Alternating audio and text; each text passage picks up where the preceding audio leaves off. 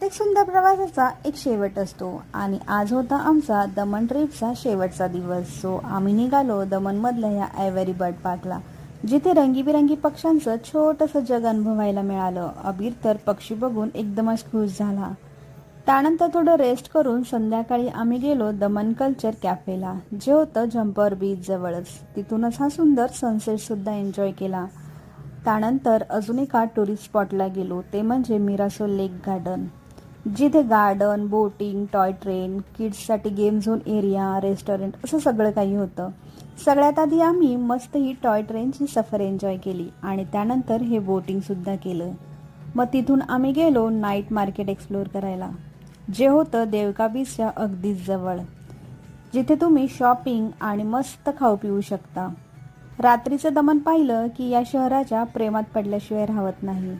चला, या सुंदर शहराला बाय बाय करून नवीन ट्रिपसोबत नव्या डेस्टिनेशनला लवकरच भेटूयात.